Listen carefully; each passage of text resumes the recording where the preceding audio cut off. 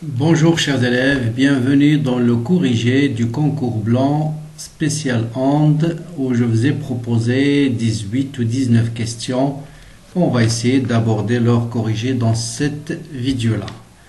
Donc je commence par le premier exercice. On vous dit la vitesse du son dans l'air est proportionnelle à racine de t. T c'est la température absolue, sachant que cette vitesse est égale à 340 mètres par seconde à 15 degrés. Quelle sera la température à 41 degrés? Bon là, il suffit de faire attention que T c'est en Kelvin.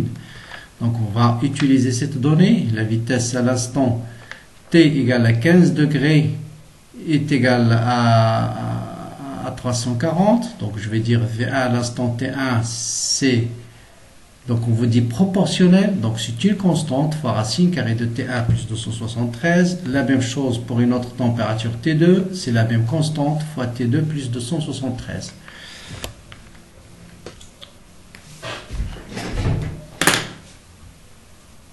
Pour éliminer la constante, on va faire juste le rapport. Donc V2 sur V1, c'est racine carrée de T2 plus 273 sur T1 ici. Et non pas T2 plus 273.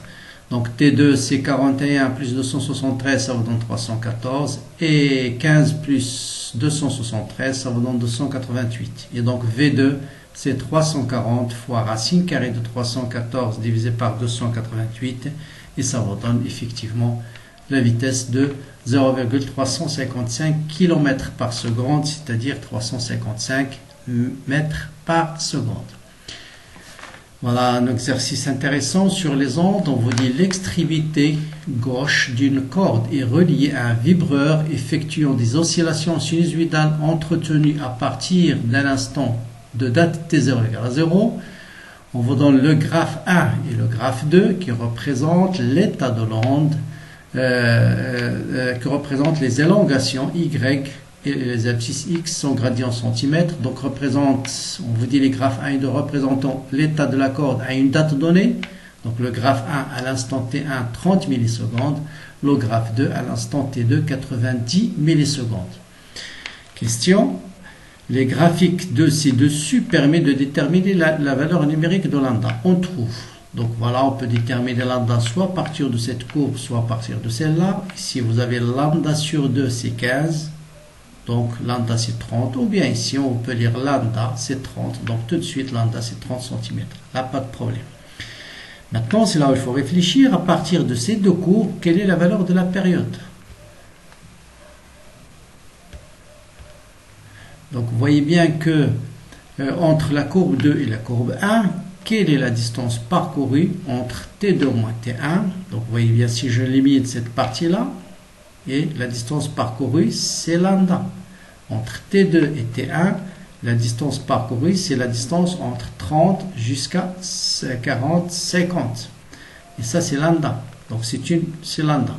Donc, la distance parcourue par lambda, c'est une période. Donc, tout de suite, la période, c'est T2 moins T1. Ah, c'est plus facile de faire comme ça. Donc, T2 moins T1, 90 moins 30, et je coche 60 millisecondes. La célérité de l'onde. Bon, on connaît la période, on connaît la vitesse. Donc là, vous avez la vitesse lambda, c'était V, et vous avez déterminé facilement 5 mètres par seconde. Maintenant, dans la même expérience, parmi les trois graphes, celle que représente l'aspect de l'onde à l'instant 180 millisecondes. Donc la première chose, c'est de savoir dans 180 millisecondes combien de périodes. Donc je divise par la période et je trouve 3 périodes, parce que la période c'est 60 millisecondes. Donc pour 3 périodes, donc tout de suite d'abord l'aspect de l'onde à l'instant t, on va éliminer la courbe 6. Puisque j'ai 3 périodes, je vais éliminer la courbe 3. Là j'ai 3 périodes, mais là fais attention, là c'est y en fonction de x, là c'est y en fonction du temps. Or l'aspect de la corde à l'instant t, c'est y en fonction de x. C'est y en fonction de x, d'accord? Donc j'élimine 4, et il me reste bien sûr la courbe suivante. Donc c'est la bonne réponse, c'est le graphe 5. J'ai une longueur d'onde 2 et 3. Voilà. Donc d égale à 3 lambda. Question 7, on vous dit la courbe ci-dessous donne à un instant t les variations de la hauteur d'eau d'un bassin en fonction de la position x d'un point en fonction de la position x d'un point par rapport à l'origine. La célérité de l'onde c'est 25 mètres par seconde. La durée après l'instant t au bout de laquelle le point situé à 120 mètres de haut sera en haut de la vague. Première chose, quel est le point qui se trouve à 120 mètres de haut? Voilà l'origine. 120 c'est celui-là. Vous voyez bien que le point qui se trouve à 120 mètres de haut se trouve en bas de la vague. Donc quel est le temps nécessaire pour que ce point-là se déplace se trouve en haut de la vague? Donc vous voyez bien que c'est 1,5, ça correspond à t sur 2. D'accord? Ce temps-là va correspondre à t sur 2. Et donc il suffit de calculer la période. Vous connaissez la vitesse, célérité de l'onde et la longueur d'onde, on va la déterminer à partir de cette courbe. Donc vous voyez lambda, c'est de là à là, ça fait exactement 100 mètres. Vous connaissez la vitesse. Donc lambda, la période c'est t. Donc lambda est égal à t fois v. Donc la période c'est lambda sur v. Donc 100 sur 25, ça vous donne 4 secondes. La moitié de 4, c'est 2 secondes. La réponse, c'est B. Bon, je vais vous expliquer ça un peu plus. Donc, tout à l'heure, le point M qui se trouve en bas de la vague, si je trace son élongation en fonction du temps cette fois-ci, donc voilà, il va passer par 0, ensuite il va passer par maximum. Et vous voyez bien que ce temps-là, c'est la moitié d'une période. C'est bien T sur 2. Donc, c'est bien 2 secondes. Donc T, ça correspond à la moitié d'une période, c'est bien 2 secondes. Je passe à la question suivante. On vous dit l'extrémité haute d'une longue corde vibrante tendue horizontalement est animée d'un mouvement de vibration sinusoïdale. On vous donne Y haut du temps. Et on vous pose quelques questions. Quelle est la fréquence du mouvement de haut? Alors, pour déterminer la fréquence, je vais écrire Y haut sous la forme l'amplitude qui est 4 10 moins 3 fois sinus 2pi fois la fréquence fois t. Voilà la forme générale de YO. Plus une phase, mais ici la phase égale à 0. Donc par analogie, vous voyez bien que 2pi fois la fréquence, c'est égal à 200 pi, 2pi fois t fois la fréquence et 200 pi. Donc je déduis tout de suite que f est égal à 100. Et bien sûr, l'unité, c'est le Hertz. Et je coche la réponse C. Bien. Question suivante. Donc on vous dit écrire l'équation horaire du mouvement d'un point M de la corde qui se trouve à la distance OM égale à 25 mètres. Donc là, quelle est l'expression de Y de M en fonction du temps dans le cas général? Donc la forme générale de l'élongation d'un point M de la corde, c'est A sinus 2pi sur T, facteur de T moins θ. Donc θ, c'est le retard temporel entre le point M et la source, entre l'origine et le point M, donc bien sûr V c'est X sur θ. 200 sur pi, d'après la première question, c'est 200 pi fois T moins 2pi sur T fois θ, c'est-à-dire fois X sur V. Et vous voyez bien que T fois V, c'est tout simplement lambda. Donc c'est A sinus 200 pi fois t, d'une façon générale, c'est toujours moins 2pi sur lambda fois x. Voilà l'expression de l'élongation d'un point M quelconque. Maintenant, je remplace juste x par sa valeur, lambda par la valeur, A sinus 200 pi fois t moins 2pi, x c'est bien 25 cm, sur lambda qui est 20. Et ça va vous donner 25 pi sur 20, ça vous donne égal à A sinus 200 pi fois t moins 5 pi sur 2. 5 pi sur 2. Et donc, la bonne réponse, c'est la réponse D. Bien. Maintenant, on vous dit le nombre de points de la corde entre O et P qui se trouve à 55 cm qui vibre en opposition de phase avec O. Pour que les deux points vibrent en opposition de phase, il faut que la distance SP est égale à 2K plus 1,5 lambda. Donc, je dois chercher toutes les valeurs de K telles que 0 inférieur à 2K plus 1,5 lambda est inférieur à la distance 55. Maintenant, est-ce que inférieur, supérieur ou égal? quand on dit qu'il vibre en phase avec la source, donc ici c'est supérieur strictement, et là c'est inférieur ou égal. Après, il suffit de remplacer lambda par leur valeur. Lambda, on a dit c'est 10, donc vous allez avoir 2K plus 1 ici, 2K plus 1, pardon, lambda sur 2. 2K plus 1, 2K plus 1, lambda sur 2. 2K plus 1, lambda sur 2, bien sûr. Bien, donc ça veut dire 2K plus 1 est inférieur à supérieur strictement à 0. Donc on a dit lambda c'est 10, c'est ça. Donc lambda sur 2 c'est 10. Donc 5,5 sur 10 divisé par 10 c'est 5,5. Donc ça veut dire 2K est compris entre 0 et 4,5. Donc divisé par 2, ça veut dire K il est supérieur strictement à 0, inférieur à 2, quelque chose. Donc les valeurs de K sont 1 et 2. Donc vous avez deux valeurs qui vibrent en phase avec O. Donc vous avez K égale à 0. Donc ça c'est le premier point qui va vibrer en phase avec... Donc là il fait attention, là quand on a fait moins 1, donc il faut mettre ici moins 1 et non 0. Donc 2K est compris entre moins 1 et 4,5. Ça veut dire K est compris entre moins 1,5 et 2, quelque chose. Donc vous avez trois valeurs, K égale à 0, K égale à 1, K égale à 2. Donc les points sont, donc si K égale à 0, vous allez trouver lambda sur 2. Donc c'est-à-dire, donc K égale à 0, lambda sur 2, si le point P se trouve à 10 cm. K égale à 1, vous allez trouver lambda plus lambda sur 2, c'est 30 cm. K égale à 3, vous allez trouver 50 cm. Donc voilà les points qui se trouvent à 10, 30 et 50 vont vibrer en opposition de phase avec la source. Donc il y en a 3 et je coche la réponse 3. La question suivante, on vous dit la célérité de son dans l'air se calcule par C est égal à racine carrée d'une constante gamma fois la pression divisée par la masse volumique. Faites attention ici, mu c'est la masse volumique de l'air. On vous donne la masse molaire et la question bien sûr c'est de déterminer la célérité de l'onde dans ce milieu-là. Donc C c'est bien sûr racine carrée de gamma fois P sur mu.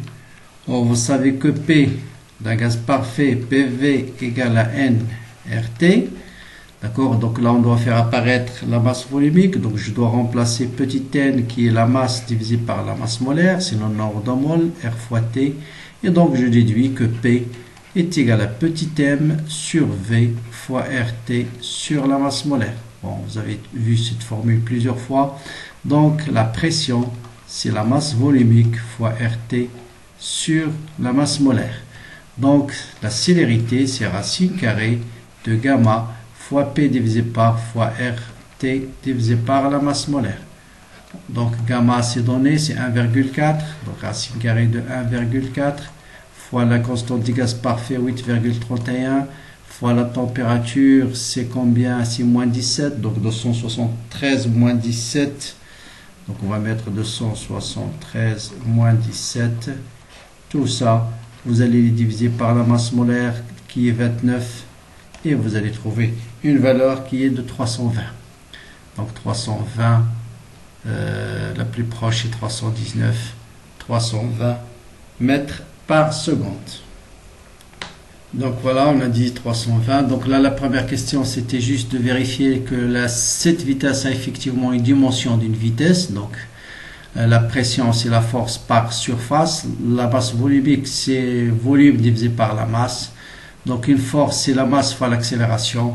Je simplifie par la masse et ça vous donne bien sûr L au carré. Je simplifie par L au carré, ça vous donne L au carré. T-2, c'est C carré. Donc la racine carrée, ça vous donne une longueur par unité de temps, c'est bien une vitesse. On passe à l'exercice suivant. On veut dire une corde est tendue par le poids d'une masse M de 200 grammes.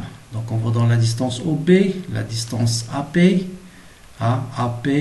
On vous donne la vitesse, c'est racine carrée de F sur la masse linéaire cette fois-ci. On observe une brève secousse on produit une brève secousse à l'extrémité haut de la corde, on déclenche un chronomètre. Lorsque la perturbation arrive au point A de la corde, on arrête le chronomètre lorsque la perturbation arrive au point P. On lit delta T égale à 0,35 secondes. Déterminer la masse de la corde. Bon, là, il suffit d'appliquer la définition. La vitesse, c'est la racine carrée de la tension divisée par la masse lénique. La vitesse, on va déterminer d'abord la vitesse de l'onde de la corde. On nous dit que la distance, le temps que met l'onde entre A et P, c'est 0,35 secondes. Je connais la distance AP, donc je calcule la vitesse, c'est 4,286 mètres par seconde. Après, je détermine la masse lénique, c'est F sur V carré. Donc il me reste à déterminer F. Donc F, c'est la tension de la corde, qui est bien tout simplement dans ce cas-là le poids du corps, c'est mg. Donc voilà, F c'est 1,96 newton. Donc la masse lénique, bien sûr, que je vais le trouver en unité internationale, qui est le kilogramme par mètre. Donc ça fait 0,107 kg par mètre. Et la masse, ce qu'on nous donne, c'est la masse. Donc c'est la longueur multipliée par la masse lénique. Ça me donne 0,27 kg. Donc cette corde, elle pèse 0,27 kg. Dernière question, on vous dit, une corde horizontale supposée infinie soumise à un ébranlement transversal sinusoïdal à partir de l'extrémité. L'origine du temps est prise lorsqu'on passe par sa position d'équilibre en allant vers le haut. Sa fréquence est 100 Hz et son amplitude est 1. Il se propage dans le sens positif de la gauche vers la droite avec une célérité de 5. Est-ce que l'équation horaire c'est y égale à sinus de 100 pi fois t? Oui, pourquoi? Parce que vous avez la fréquence c'est 100 Hz, donc 2 pi fois f, ça donne effectivement 200 pi. D'accord? Et l'amplitude c'est 1, donc ça c'est y, il est en millimètres. Donc c'est bien un sinus 2 pi fois f qui est 100 Hz et 2 pi fois 100, ça vous donne 200 pi. Donc ça c'est une bonne réponse. L'équation horaire d'un point N situé à 5 cm, donc c'est ce qu'on a vu tout à l'heure. Donc là il suffit de remarquer qu'à 5 cm, on connaît la longueur d'onde, on va déterminer la longueur d'onde qui est la vitesse divisée par la fréquence. Donc je connais la vitesse c'est donné ici 5, la fréquence est 100, 5 sur 100 ça me donne 5 cm. Et un point situé à 5 cm, c'est exactement situé à lambda de haut. Donc deux points, la distance entre O et le point N, c'est lambda. Donc ils vont vibrer en phase, donc tout de suite Y de T, ça sera 200 pi fois T. Enfin, O et N, distance d'un nombre entier de longueur d'onde, sont en phase. Bon, ça c'est toujours. Donc, question suivante, l'équation horaire d'un point N2 cette fois-ci qui est situé à 2,5 cm de haut. Est-ce que c'est moins 200 pi fois T? Là aussi c'est vrai, pourquoi? Parce qu'entre O et 2, vous avez un nombre impair de longueur d'onde. Donc ils seront en opposition de phase, puisque YO c'était sinus, c'était un maximum. Donc Y va être en minimum, les minimums de sinus, de plus 1, c'est moins 1. Donc au point O va être au maximum de son amplitude. Le point qui se trouve à lambda sur 2 va être au minimum de son amplitude, c'est-à-dire moins sinus de 100 pi fois T. Et enfin, à l'instant t est égal à 10, la corde représentée par la courbe y de x, c'est-à-dire l'aspect de l'onde à l'instant t égale à 0, la corde représente, bon là il suffit de chercher y de x, donc ça c'est la forme générale que j'ai démontré tout à l'heure, c'est 200 pi fois t moins x sur v, donc v c'est 5. Là il suffit de prendre t égale à 0 et vous allez trouver, si t égale à 0, ça va vous donner 200 pi sur 5, c'est 40 pi, mais avec un signe moins. Comme sinus est impair, sinus de moins x est moins sinus de x, donc c'est faux, il faut un signe moins. Donc c'est une fausse réponse. Donc voilà pour ces quelques exercices qui sont un peu d'un niveau un peu élevé, qui vont vous aider et certainement à bien préparer votre concours. Voilà, bon courage, bonne continuation, partagez-les avec vos amis et à très bientôt pour la suite.